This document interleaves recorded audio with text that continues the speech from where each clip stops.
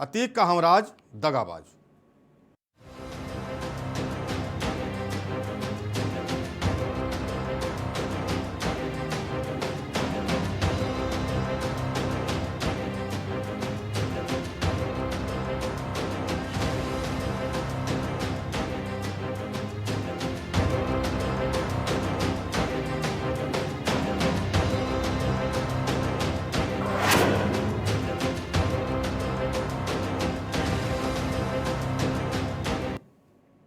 Atiq gang का बमबाज गुड्डू मुस्लिम लगातार police को चकमा दे रहा है, जिसे अब एक नया नाम मिला है, गुड्डू मुस्लिम बमबाज और ईमान का दगाबाज।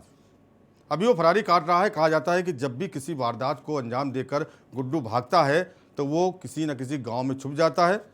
वहां पर वो गरीब मजदूर बनकर घूमने लगता है। गुड्डू मुस्लिम की पूरी कहानी हम आपको बताएंगे। गुड्डू मुस्लिम ने 15 साल की उम्र में ही अपराध की दुनिया में कदम रख दिया था। छोटी मोटी चोरियां करते करते बाहुबलियों के साथ जुड़ता गया और बम बनाना शुरू कर दिया। बम बनाने में और फेंकने में वो माहिर हो गया। क्या है उसका आपराधिक जीवन, देखिए इस खास रिपोर्ट में। धोखेबाज बमबाज गुड्डू मुस्लिम के खून में है धोखेबाजी। पुलिस खोजती है तो मजदूर बन गांव में छिप जाता है। बमबाज है और ईमान का दगाबाज है।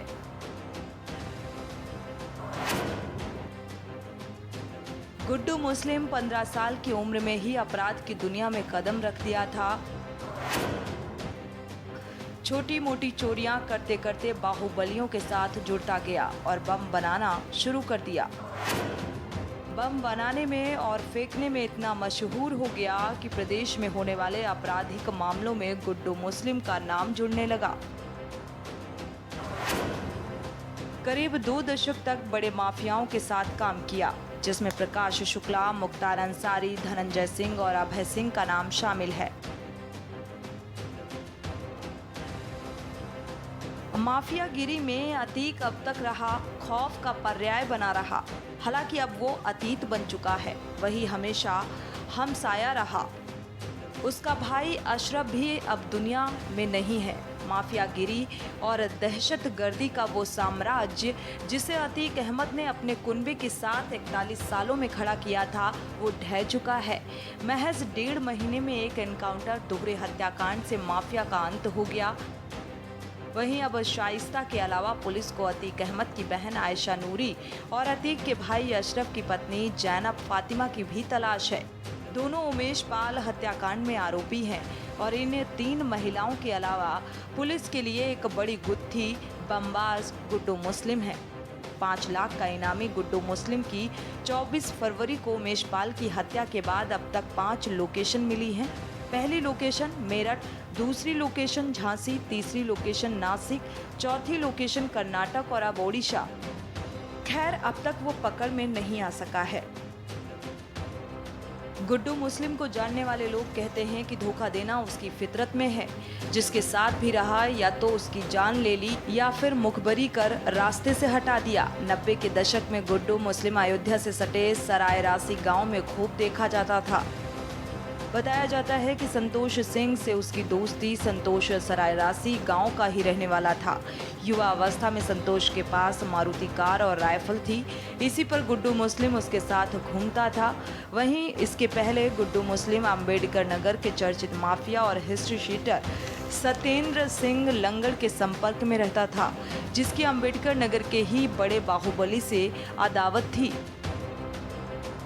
एक दिन गुड्डू मुस्लिम सत्येंद्र के साथ उनकी गाड़ी से अंबेडकर नगर से निकलता है और अयोध्या में सरायरासी गांव के पास उतरकर संतोष की मारुति कार में उसकी राइफल लेकर बैठ जाता है। सत्येंद्र और गुड्डू की गाड़ी में महज 100 मीटर का फासला होता है, लेकिन तभी कुख्यात हिस्ट्री शीटर श्री प्रकाश शुक्ला सत्येंद्र सिंह लंगड़ को हमला करके मौत के घाट उतार देता है।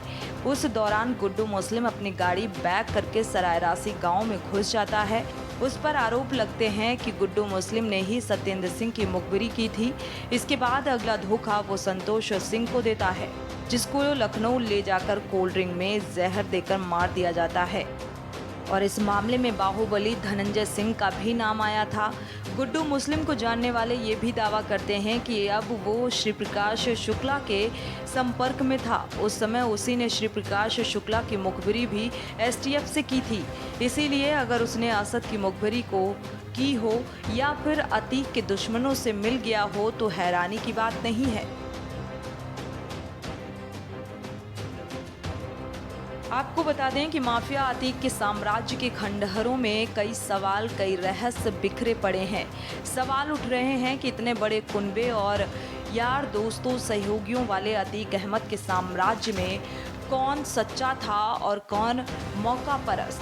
किसने अतीक की बुलंदियों का फायदा उठाया और किसने मौका देखते ही पाला बदल लिया? जो कभी उसके दाएं बाएं हाथ हुआ करते थे, उन्होंने वक्त के किस दौर में अतीक को अकेले छोड़ दिया? कुल मिलाकर सवाल उठ रहा है कि अतीक का साम्राज्य बचा भी या नहीं, और अगर बचा है तो इस सत्ता की चाबी किसके पास है? कौन वफादार है और कौन गद्दार? सिलसिलेवार तरीके से इसमें 3 नाम हैं। शाइस्ता परवीन जो अतीक की पत्नी है, गुड्डू मुस्लिम जो साय की तरह साथ रहा, और बिल्डर मोहम्मद मुस्लिम। अतीक के जाने के बाद बचे हुए सवालों की कहानी इन्हीं तीनों के इर्द गिर्द घूमती नजर आ रही है। शाइस्ता परवीन जिसने अतीक के साथ जीने मरने की कस्में खाई थी, वो शाइस्ता परवीन कहाँ है? वो कहाँ लापता है? उसका कुछ पता नहीं है। ये सवाल इसलिए उठ रहे हैं क्योंकि शाइस्ता ना तो बेटे के जनाजे में आई और ना ही अतीक अशरफ के मरने के बाद। अभी भी शाइस्ता के पास ऐसा क्या बचा है जिसे बचाने के लिए वो इधर उधर भाग रही है? स्पेशल डेस्क, के न्यूज़ इंडिया।